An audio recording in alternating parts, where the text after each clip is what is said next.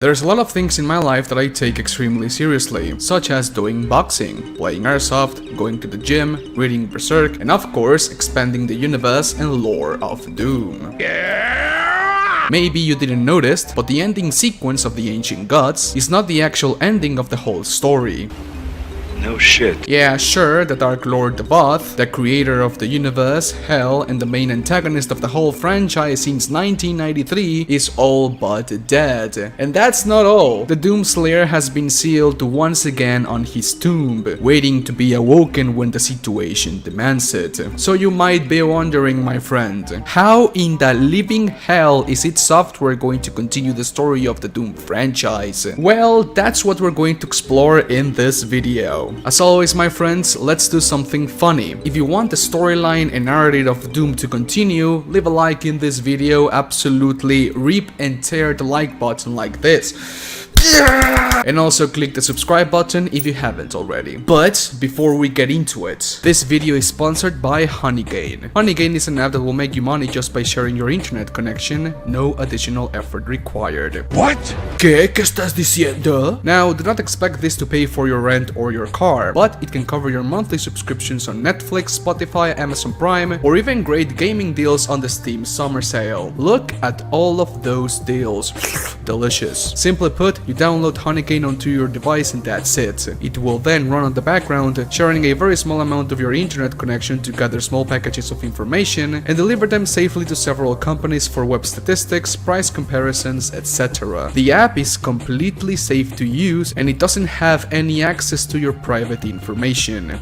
Rápido, ¿qué estás haciendo, compadre? Click the link in the description to download Honeygain right now and use promo code MIDNIGHT to get $5 added into your Honeygain account. Muchas gracias to Honeygain for sponsoring this video. Los quiero mucho.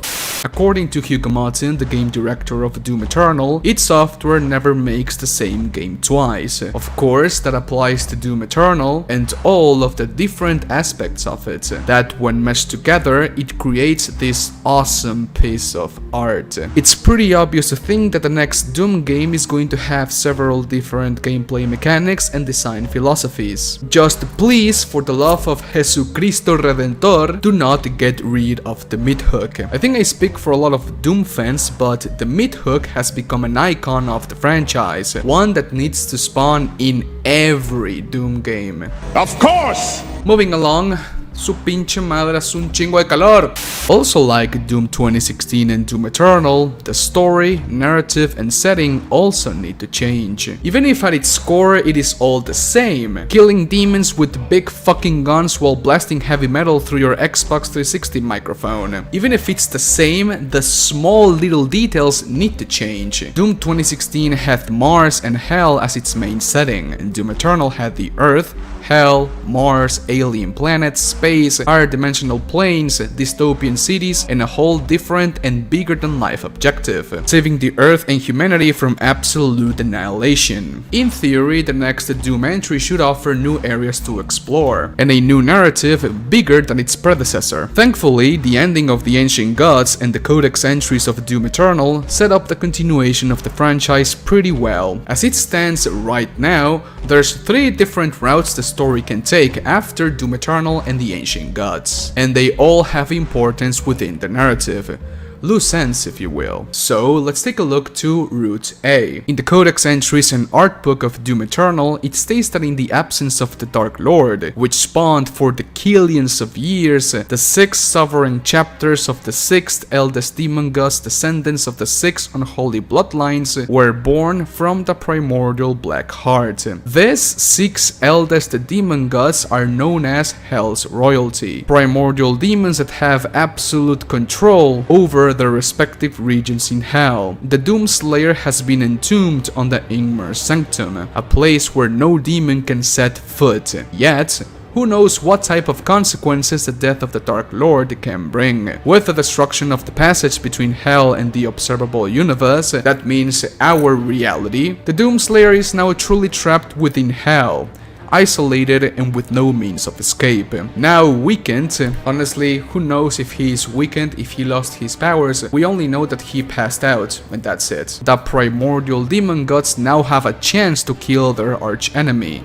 the Hellwalker. The next Doom game might be about this conflict between the Doomslayer and the remnant forces of chaos that spawned from the heart of the Dark Lord. So this whole conflict is going to be within Hell. Humanity is not going to be in danger, our reality is not going to be in danger, it's just going to be an all-out war between the Doomslayer and the demons from Hell. But now, let's go to Route B. Is it Route or Route? I forgot. Who knows? The father has been denied his right to have a physical body. Thanks to it, he will never gain full control of his powers and will never regain his memory, making him a husk of his former self. Thankfully or not, he was able to save the Seraphim from death itself, teleporting him to God knows where seconds before he was about to get killed by the Slayer. The Seraphim, at this point, was still going through the transfiguration process, a ritual where, over time, he succumbs and transforms into a Lovecraftian monster, fit to even be on Bloodborne, which is a masterpiece of course. This has been stated by Hugo Martin, game director of Doom Eternal, several times in multiple interviews. He even stated it in my own interview about the game. Hugo has also mentioned that he would love to tackle and create a game where Lovecraftian horror takes center stage. The next Doom game might be about the after effects of living the Seraphim alive. Doom 2016 contains the prophecy of the splintered tree, which states that Samuel Hayden, or the Seraphim, will become so powerful that even the Doomslayer will weep on his presence. There's no evidence as to what will happen if an entity as powerful as the Seraphim goes through the full transfiguration process, but as Hugo stated it, it's not good news. Imagine if in the Quake remake, if it is actually being developed in the first place, but imagine if in the Quake remake, the Seraphim is the main antagonist. There's this rumor going around that id Software has plans on merging the storyline of Wolfenstein, Doom, and Quake into one big universe, the Ithverse if you say. If that's actually true, we can see the beginning of this plan being developed on Wolfenstein Youngblood, where BJ Blazkowicz describes that he has gone through other dimensions and other realities. But anyways, let's go to Route or Route C. There are several hints within the campaign of Doom Eternal that point towards the existence of an actual true god and the angels he has sent from heaven. In the Codex, it states that Devoth, the Dark Lord, came from somewhere, a place unknown to mankind and separated from the observable universe. In other words, a dimensional plane that we simply cannot understand. The Dark Lord was the prime evil of our observable universe, and the Doomslayer, by what it seems, an artificially made primeval, killed him. By my understanding of the lore and the story of the franchise, especially Doom 2016 and Doom Eternal, the primevals are a sort of angel-like creatures, if you say, blessed with the power to create and destroy life. That means that Devoth is actually an angel, a fallen angel. And now that we know that Hell is the origin of all life in the observable universe and the multiverse, Devoth going through the void, as stated in the Codex entries of the Ancient Gods, can be interpreted as him being a fallen angel. He fell from grace and went to hell. Now that Devoth is dead, an imbalance of power has shaken the cosmos, one so strong that even the one true God has taken notice of it.